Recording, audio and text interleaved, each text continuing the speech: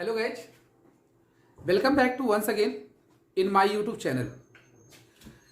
जैसा कि आपको पिछले वीडियो में बताया गया था कि हम ऑर्गेनिक केमिस्ट्री का कुछ पार्ट स्टार्ट करने वाले हैं, तो उनमें कुछ विद्यार्थियों के कमेंट भी आए। अच्छा लगा कि लोग पार्टिसिपेट कर रहे हैं। तो अब इसमें ऑर्गेनिक को हम स्टार्ट करते हैं। साथ ही साथ आपका फिजिकल भी कंटिन्यू रहेगा ही। हमने आपको बताया था कि इस तरह के दोनों वीडियोज आपको मिलते रहेंगे डेली। तो ऑर्गेनिक का मेन जो फोकस करना है हमें, वो उसके मैकेनिज्म पे करना है। पहली चीज़ उसके मैकेनिज्म को देखेंगे हम लोग, और फिर उसके बाद नेमिंग रिएक्शन को। नेमिंग रिएक्शन जो होता है ये मस्ट है। हर ईयर में जो भी बोर्ड एग्जाम्स होते हैं उनमें ये क्वेश्चंस रखे जाते हैं। और जो इंटर कन्वर्जन होता है ऑर्गेनिक केमिस्ट्री का, उसमें भी 5 क्वेश्चंस आते हैं बोर्ड एग्जाम में। तो मुझे ये लगता है कि अगर आप ऑर्गेनिक केमिस्ट्री को अच्छे ढंग से अगर समझ जाते हैं तो केमिस्ट्री का जो आधा पार्ट है, मीन्स 35 नंबर है, वो आप अच्छे से गेन कर सकते हैं। वीडियो को स्टार्ट करने से पहले आप लोगों से एक चीज़ ये कहना चाहता हूँ कि हमारा एक रिलेटेड चैनल है लक्ष्य एकेडमी के नाम से। आप उस चैनल को, उसका लिंक जो है डिस्क्रिप्शन में मिलेगा आपको, आप उसे एक बार देखिए। वीडियो आपको अच्छी लगे, उसमें स्पेशली आपको बायोलॉजी से रिलेटेड और साथ ही साथ कॉम्पिटिटिव लेवल के जो भी मेन फैक्ट होते हैं वो उस पर प्रोवाइड किए जाएंगे। तो आप डिस्क्रिप्शन में जाइए, उसके लिंक को आप ओपन कीजिए, चैनल को अच्छे से देखिए और फिर उसके बाद आप सब्सक्राइब कीजिए।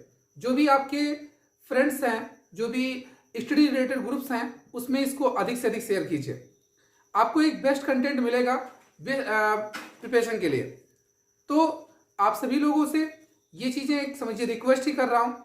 हमारा वो चैनल अगर प्रमोट हो जाता है एक बार, तो आपको सारी चीज़ें जो कि बोर्ड एग्जाम के बाद भी आपको मिलती रहेंगी और पूर्णतया निःशुल्क होगा वो। उसमें किसी तरह का कोई भी ना तो टैग चार्ज है और ना ही उसका सब्सक्रिप्शन चार्ज है, वो फुल्ली फ्री है। तो इसलिए ये फिर से एक बार कह रहा हूँ आपसे कि डिस्क्रिप्शन में जाइए, उसके लिंक को ओपन कीजिए और चैनल को सब्सक्राइब कीजिए।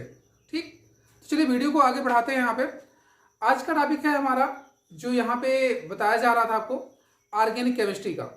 तो सबसे पहले हमें जानना है ये कि ऑर्गेनिक केमिस्ट्री होती क्या है। ऑर्गेनिक केमिस्ट्री में हमें कौन कौन सी बेसिक चीज़ें जाननी है और उन बेसिक चीज़ों में हम कैसे अपने आगे की जो प्लेटफॉर्म है उसको मेंटेन कर सकते हैं। जो आज का वीडियो है ये बोर्ड एग्जाम के पर्पज से देखा जाए तो बहुत ज़्यादा यूजुअल नहीं होता है, लेकिन अगर हम इसको अच्छे से सीखेंगे तो आगे हमारी जो एक लाइन और लेंथ होगी वो अच्छी रहेगी, उस पर हम अच्छी सी बैटिंग कर सकते हैं। ठीक है ना। तो आइए स्टार्ट करते हैं ऑर्गेनिक केमिस्ट्री, जिसको आप कार्बनिक रसायन के नाम से जानते हैं। Organic chemistry.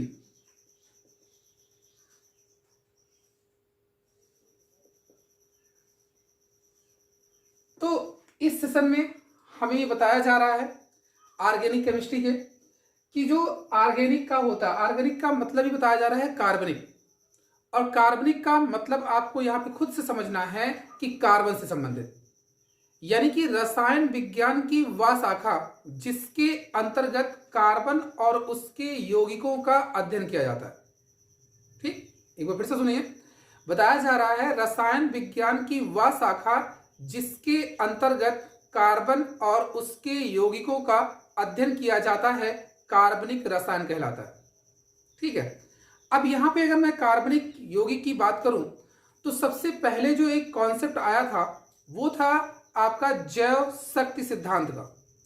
जैव शक्ति सिद्धांत जो था वो बर्जीलियस के द्वारा, और बर्जीलियस के संपर्क में रहे कुछ दार्शनिक थे, उनके द्वारा ये दिया गया था।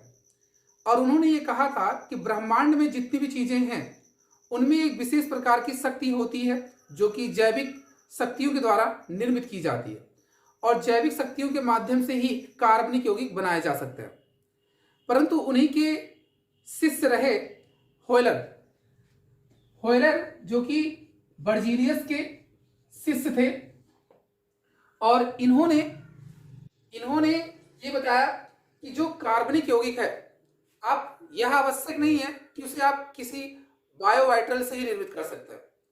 इन्होंने उनके उस जैव शक्ति सिद्धांत का अंत किया था और ये उन्हीं बर्जीलियस के ही शिष्य थे। तो होयलर ने क्या किया था कि एक अकार्बनिक यौगिक वो था अमोनियम साइनेट का NH4CnO, एक इनऑर्गेनिक कंपाउंड था। इनऑर्गेनिक कंपाउंड को लेकर के उन्होंने सिर्फ इसको रीअरेंज किया था, मतलब सिर्फ पुनर्व्यवस्थित किया था। अब पुनर्व्यवस्थित करके इसे इन्होंने यूरिया में कन्वर्ट किया था, NH2CONH2। तो पहला क्वेश्चन जो हमारा बनता है यहां से वो ये बनता है, प्रयोगशाला में सर्वप्रथम निर्मित कार्बनिक यौगिक कौन सा होता है? प्रयोगशाला में निर्मित सर्वप्रथम कौन सा कार्बनिक यौगिक होता है? तो वो है आपका यूरिया। ठीक, यूरिया जिसका अणुसूत्र आपको दिखाया जा रहा है NH2CONH2। इसका जो मॉलिक्यूलर वेट होता है, इसका जो आणविक द्रव्यमान होता है वो 60 होता है। ठीक, दूसरी चीज, प्रयोगशाला में सर्वप्रथम कार्बनिक यौगिक निर्मित करने वाले वैज्ञानिक का नाम क्या था? तो वो है होयलर। क्या है?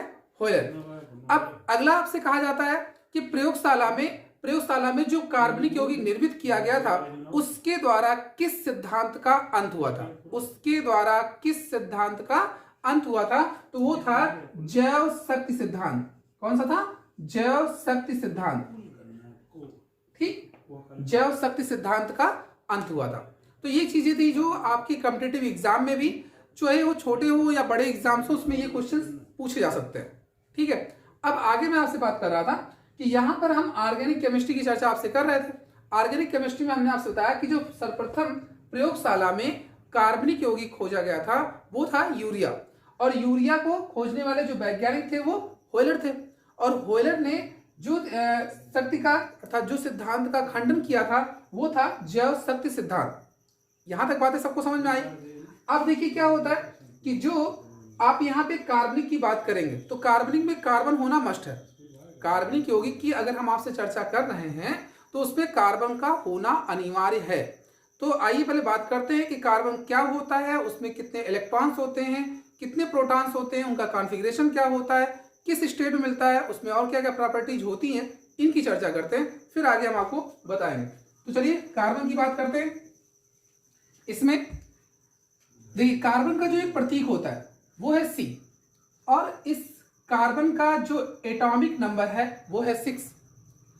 आज ही जान लीजिए कि कार्बन एक ऐसा एलिमेंट है, जितने भी एलिमेंट अभी तक ज्ञात है उनके अगर परमाणु द्रव्यमान की बात की जाए तो उसका जो मानक है वो कार्बन 12 को ही माना जाता है। कार्बन 12 को ही माना जाता है।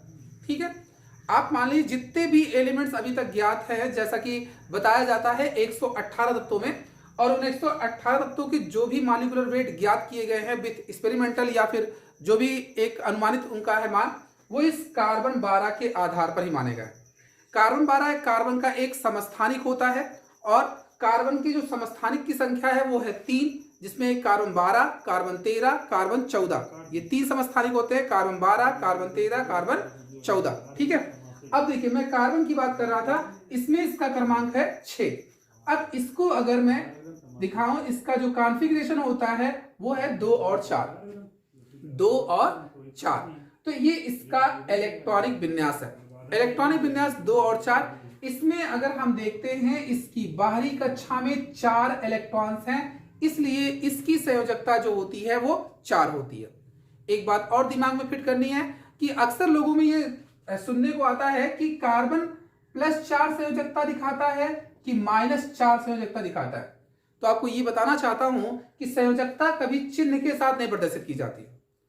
संयोजकता में हमेशा एक आपको केवल और केवल वहां पर एक इंटीजर वैल्यू मिलेगी, वो भी पॉजिटिव वाली। ठीक, अगर वहां पे सिंबल यूज किए जा रहे हैं, पॉजिटिव या नेगेटिव का डिस्कशन आपसे किया जा रहा है, तो वहां वो ऑक्सीडेशन नंबर को शो करेगा। किसे शो करेगा? ऑक्सीडेशन नंबर को शो करेगा। ऑक्सीडेशन नंबर मतलब ऑक्सीकरण अवस्था को बताता है, और ऑक्सीकरण अवस्था उसे आप कहते हैं किसी भी परमाणु पर वास्तविक अथवा काल्पनिक रूप से जो आवेश विद्यमान होता है, जो आप उस पर चार्ज विद्यमान होता है, उसे ही आप उस तत्व की ऑक्सीकरण संख्या या ऑक्सीकरण अवस्था कहते हैं। और संयोजकता क्या कहती है? संयोजकता ये कहती है कि किसी तत्व का अन्य तत्वों के साथ, किसी तत्व का अन्य तत्वों के साथ संयोग करने की क्षमता को ही आप संयोजकता कहते हैं। संयोजकता जो है वो अंग्रेजी के वैलेंसी शब्द से बनी हुई है। वैलेंसी, जिसको आप वैलेंसी बोलते हैं, और वैलेंसी जो होती है ये वैलेंटीना नामक शब्द से ली गई है, जिसका अर्थ होता है कैपेसिटी। जिसका अर्थ होता है कैपेसिटी मींस क्षमता। अब यहां पर जो आपका वैलेंसी है वो वैलेंटीना नामक शब्द से बना है, जिसका तात्पर्य आपको बताया जा रहा है capacity are power, that means क्षमता या शक्ति। और जो ये शक्ति आप बताइए, जो संयोजकता शब्द का प्रयोग किया गया था वो सर्वप्रथम फ्रैकलैंड नामक वैज्ञानिक से, फ्रैकलैंड नामक वैज्ञानिक ने सर्वप्रथम संयोजकता शब्द का प्रयोग किया हुआ था। तो ये चीजें आपको नोटिस यहाँ पे करनी है कि जो बताई गई वैलेंसी शब्द जो है वो वैलेंटीना से लिया गया है, जिसका अर्थ है यहाँ पे कैपेसिटी या पावर, दैट मीन्स क्षमता। और यहाँ पर जो शब्द सर्वप्रथम संयोजकता का यूज किया गया वो फ्रैकलैंड द्वारा। अब आगे मैं बता रहा था आपसे कि संयोजकता जो होती है वो क्या है कि किसी तत्व का अन्य तत्वों के साथ संयोग करने की क्षमता को ही आप संयोजकता कहते हैं। अब इसमें मैंने आपको बताया कि कार्बन की जो संयोजकता है वो 4 है। कार्बन के जितने भी यौगिक हम लोग पढ़ेंगे, जो भी यौगिक देखेंगे, उनमें उसकी संयोजकता आपको हमेशा 4 ही दिखानी है। एक जो सबसे दिमाग में जो क्रॉस क्वेश्चन बनता है सबका, वो ये होता है कि सर अगर हम पिछली क्लास की रिगार्डिंग देखें, जो वेस्पर थ्योरी हमको पढ़ाई गई है, उसमें ये कहा जाता था कि अनपेयर्ड इलेक्ट्रॉन्स जितने होते हैं उस अनपेयर्ड इलेक्ट्रॉन के अकॉर्डिंग उसकी हम बैलेंसी निर्धारित करते थे। सही है, तो आइए चेक करते हैं। पहले ये देखिए, ये आपका 1s2 का है, इसमें 2s2 2p2 ये होता है इसका। आप अगर सबसेल में इलेक्ट्रॉनिक कॉन्फ़िगरेशन करते हैं तो अब देखिए, ये है 2s का और ये है 2p का। According to the valence bond theory, तो उसके अकॉर्डिंग इसकी वैलेंसी होनी चाहिए 2। उसके अकॉर्डिंग इसकी वैलेंसी कितनी होनी चाहिए? 2 होनी चाहिए। बट यहां पे है क्या ऐसा, यहां पर हम कहते हैं जब ये अपने एक्साइटेड स्टेट में जाता है, यानी कि वेस्पर थ्योरी के अकॉर्डिंग अगर हम बात करते हैं तो कार्बन जब अपनी उत्तेजित अवस्था में जाएगा तब वो यहां पर 4 संयोजकता को प्रदर्शित करेगा। कितना? 4 संयोजकता को प्रदर्शित करेगा। और ये एटम्स आपका यहां पे कन्वर्ट होगा, जैसे ये देखिए इस तरह से। और जब आप इसको शो करेंगे यहां पे तो आपको मिला यहां पे 4 अनपेयर्ड इलेक्ट्रॉन मिल गए। और इस 4 अनपेयर्ड इलेक्ट्रॉन्स के आधार पर आपने ये बताया कि इसकी संयोजकता जो होती है वो 4 होती है। तो दिमाग में एक बात ये हमेशा फिट होनी चाहिए सबके कि कार्बन की जो वैलेंसी होती है वो हमेशा 4 होगी। कैसा भी कंपाउंड हो, ऑर्गेनिक का जितना चाहे वो एरोमेटिक हो, एलिफेटिक हो, ईटीसी कैसा भी हो, आपको बस इतना ध्यान रखना है कि कार्बन की वैलेंसी कितनी होती है? 4 होती है।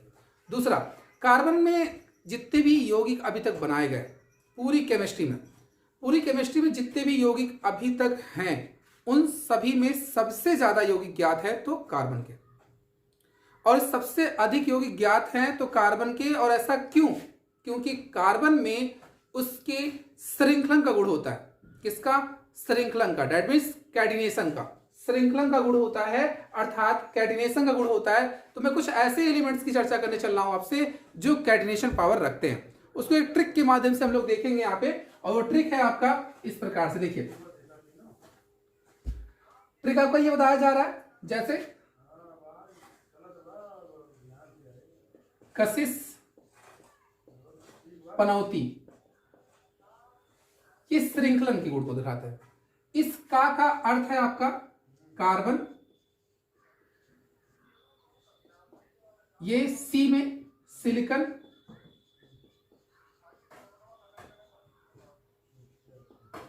इस सा का अर्थ है आपका सल्फर,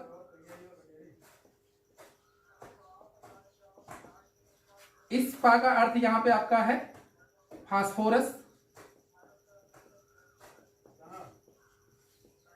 इस ना और आ उच्चारण में आप देखेंगे ना और औ ऐसा आ रहा है ना, तो आ रहा है। तो इसमें नाइट्रोजन कौन आता है? नाइट्रोजन। और औ के अंतर्गत आप जो रखेंगे वो ऑक्सीजन। कौन सा? ऑक्सीजन। और फिर लास्ट में जो टी है इसमें टिन आता है। क्या आता है? टिन आता है। ये तीन है, ये नाइट्रोजन है, ये ऑक्सीजन है और ये फास्फोरस है। ये किसका ऑर्डर बताया मैंने? श्रृंखलन का गुण। श्रृंखलन का गुण सबसे, जैसे क्वेश्चन बना सर्वाधिक श्रृंखलन का गुण किसमें विद्यमान होता है, सर्वाधिक श्रृंखलन का गुण किसमें विद्यमान होता है, तो आंसर हमारा कार्बन होगा। ठीक है, कार्बन का नेचर जो होता है वो आध्यात्मिक होता है। ऐसा होता है, आध्यात्मिक होता है। कार्बन जो होता है ये दो तरह के अपर रूपों में पाया जाता है, जिसमें एक इसका क्रिस्टलीय होता है और दूसरा अक्रिस्टलीय होता है। क्रिस्टलीय जो अपर रूप होते हैं इसके, उसमें दो फॉर्म होते हैं, जिसमें दो बताया जाता है, एक हीरा और दूसरा ग्रेफाइट। और जो आपके अक्रिस्टलीय होते हैं उनमें, अक्रिस्टलीय जो होते हैं उनमें आपका गैस कार्बन आता है, फुलरीन्स आ जाते हैं, साथ ही साथ आप उसमें हड्डी का चारकोल, लकड़ी का चारकोल ना, इनको इंक्लूड कर सकते हैं। तो ये थे आपके जो कशिश पनौती मैंने आपको बताया। कशिश पनौती एक सुपर ट्रिक है उस कैटिनेशन पावर को दर्शाने के लिए, इसको माइंड में रखिए। अब इसके बाद देखिए, कार्बन में मैंने आपको समझाया जो भी यौगिक आपको दिखाए जाएंगे चाहे जैसा भी होगा, उस यौगिक में कार्बन की जो संयोजकता आनी चाहिए वो कितनी, 4 आनी चाहिए। दूसरी बात, कार्बन में जो मैंने बताया कि ऐसा गुण क्या है जिससे उसके सबसे ज्यादा यौगिक मिलते हैं, तो सबसे अधिक यौगिक मिलने का मेन रीजन ये है कि उसमें श्रृंखलन का गुण पाया जाता है। दूसरा, उसमें समवायता के गुण पाए जाते हैं। तीसरा, उसमें बहुबंध बनाने की क्षमता होती है। किसकी? बहुबंध बनाने की क्षमता होती है। बहुबंध का अर्थ होता है जिसमें एक से अधिक बंध बनाने की क्षमता हो, एक और एक से अधिक बंध बनाने की क्षमता होती है। अब देखिए, इसी में हम लोग क्या करते हैं कि जब हम किसी कार्बन यौगिक की संरचना बनाते हैं, तो संरचना बनाने में क्या होता है कि उसमें अगर हमने बहुबंध बनाया है, कहीं पर सिंगल बॉन्ड, कहीं पर डबल बॉन्ड, कहीं पर ट्रिपल बॉन्ड, ऐसे होगा। क्योंकि इन बॉन्डों को हमें जानना इसलिए कंपलसरी है, कारण इसका यह है कि इसी की सहायता से हम हाइब्रिडाइजेशन भी ज्ञात करेंगे किसी भी संरचना का। तो देखिए, इसमें अगर वहां जो भी एटम्स आपको दिए जा रहे हैं उन एटम्स के बीच में सिर्फ और सिर्फ सिंगल बॉन्ड होता है, एकल बंध होता है, तो उसे आप बोलेंगे सिग्मा। क्या बोलेंगे? सिग्मा बंध बोलेंगे। ठीक है। और अगर उसमें द्विबंध आपको दिखाया जा रहा है, मींस डबल बॉन्ड दिखाया जा रहा है, तो उसमें से एक सिग्मा होगा, एक क्या होगा? सिग्मा होगा, और दूसरा क्या होगा? पाई होगा। दूसरा क्या बताया जा रहा है? पाई बंध बताया जा रहा है। अगर 3 बंध लग जाएंगे, ट्रिपल बॉन्ड होगा, तो ऐसे में इसमें 2 पाई बंध होंगे। कितने? 2 पाई बंध होंगे, 2 पाई बंध होंगे और एक सिग्मा बंध होंगे। 2 पाई बंध और एक सिग्मा बंध होंगे। तो इस तरह से आप बहुबंधों में बता सकते हैं, क्योंकि इनको जानना इसलिए जरूरी है हमें। अगर हम बंधों को यहां पर डिस्क्राइब नहीं करते हैं तो हम हाइब्रिडाइजेशन को स्पष्ट नहीं कर पाएंगे। ठीक है। तो देखिए, हाइब्रिडाइजेशन आपने यहां जानने के लिए सिग्मा और पाई बंधों को जानना मस्ट था। दूसरी चीज मैंने आपसे कही कि समावयता। समावयता जो होता है इसको आइसोमेरिज्म आप बोलते हैं। आइसोमेरिज्म जो आपका होता है, ये कहा जाता है कि तत्व जो होंगे यहाँ पे, तत्व के जो भाग यहाँ पे बताए जाते हैं जिनके अणुसूत्र समान होते हैं, जिनके अणुसूत्र समान होते हैं, परंतु उनके भौतिक एवं रासायनिक गुण भिन्न भिन्न होते हैं। ठीक, भौतिक एवं रासायनिक गुण भिन्न भिन्न होते हैं, वो कहलाते हैं एक दूसरे के समावयवी। अगर ये डेफिनेशन आपको समझ में नहीं आती है तो दूसरी सुनिए। कहा जाता है तत्व के लकी ऐसे यौगिक जिनके अणुसूत्र समान होते हैं, ऐसे यौगिक जिनके अणुसूत्र समान होते हैं परंतु उनकी संरचना सूत्र भिन्न भिन्न होती है, उनकी संरचना सूत्र भिन्न भिन्न होती है, वो एक दूसरे के समावयवी कहलाते हैं और घटना समावयता कहलाती है। आइए चेक करते हैं यहाँ पे। जैसे अगर मैं बात करूं यहां पर देखिए,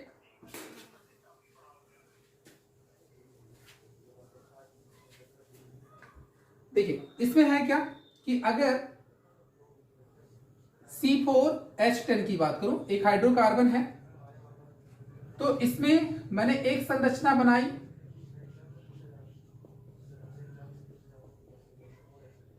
ये है इसकी पहली संरचना,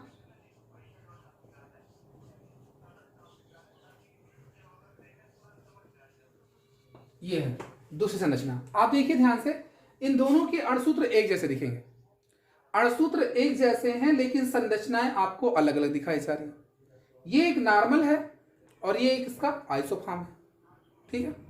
तो इस तरह से आप कह सकते हैं कि जो कार्बन के अधिक संख्या में यौगिक ज्ञात हैं तो उसका मेन रीजन ये है कि उसमें समवायता का गुण पाया जाता है, उसमें बहुबंध बनाने की प्रवृत्ति होती है, उसमें श्रृंखलन का गुण पाया जाता है, ठीक है। क्वेश्चन अगर कैसा आया कि अगर उसमें ऐसा क्वेश्चन रखा जाता है कि कार्बन का ऐसा कौन सा गुण होता है या कार्बन अपने अधिक यौगिक क्यों बनाता है, तो इसके लिए आपको बस इतनी चीज ध्यान रखनी है कि उसमें क्या होता है, श्रृंखलन का गुण होता है। उसमें क्या होता है, श्रृंखलन का गुण होता है।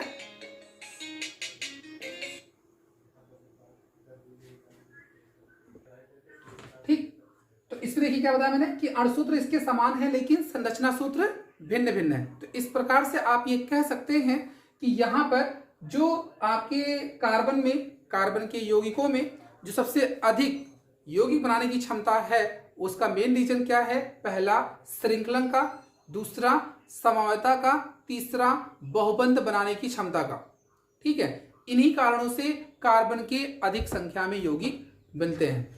मैं इस वीडियो को यहीं पर रोकता हूं और आप लोगों की एक प्रतिक्रिया चाहता हूं कि अगर ऑर्गेनिक का पार्ट आपको कुछ भी अच्छा लग रहा है तो आप इस वीडियो के लास्ट में अपना कमेंट, ठीक, मतलब कि इस पर जो भी आपके कमेंट बॉक्स में अपनी अपनी प्रतिक्रिया सब लोग इसमें लिखेंगे या दर्ज करेंगे और ये बताएंगे जरूर कि आपको वीडियो कैसी लगी। मुझे इंतजार रहेगा आप लोगों की उस प्रतिक्रिया का। अगर आपके अच्छे रिस्पांस मिले तो मैं वीडियो को आगे कंटिन्यू करूंगा, अदरवाइज इसको मिसमैच करूंगा, ठीक है। अंत में आपसे ये कहना चाहता हूं कि वीडियो को अधिक से अधिक शेयर कीजिए, सब्सक्राइब कीजिए और लाइक कीजिए। धन्यवाद।